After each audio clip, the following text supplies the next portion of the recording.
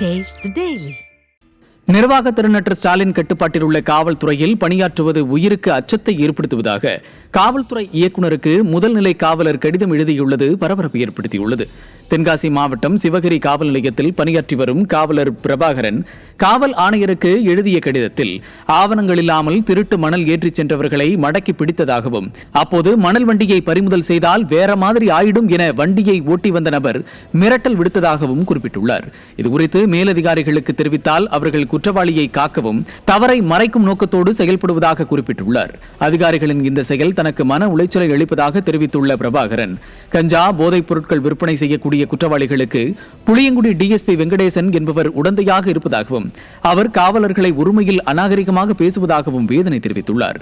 சிவகிரி காவல் நிலையத்தில் பணிபுரிய அச்சமாக இருப்பதால் தன்னை காவல்துறையிலிருந்து விடுவிக்க கோரி வேதனையோடு குறிப்பிட்டுள்ளார். ஸ்டாலின் ஆட்சியில் காவலர்களின் நிலை எப்படி இருக்கிறது என்பதை இந்த சம்பவம் உணர்த்தியுள்ளது.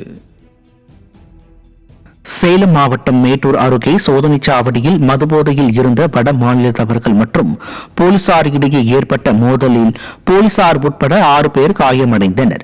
உத்தரப்பிரதேசத்தில் இருந்து வந்த சொகுசு பேருந்து மேட்டூர் வழியாக கர்நாடக மாநிலம் சென்று கொண்டிருந்த போது காரைக்காடு மதுவிலக்கு சோதனைச் சாவடியில் பேருந்தை போலீசார் தடுத்து நிறுத்தி சோதனை செய்தனர்.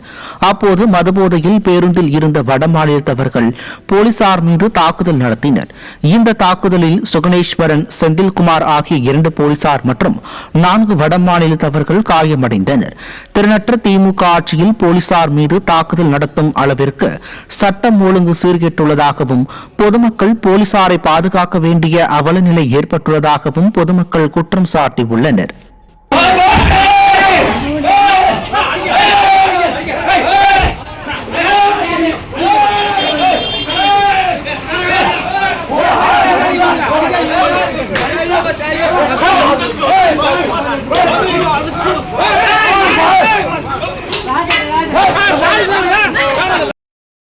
நெல்லை மாவட்டம் திசையன்விளை காவல் நிலையத்தில் புகார் அளிக்கச் சென்ற இரு தரப்புக்கும் இடையே ஏற்பட்ட மோதலில் பெண் காவலர் காயமடைந்த சம்பவம் பரபரப்பை ஏற்படுத்தியிருக்கிறது.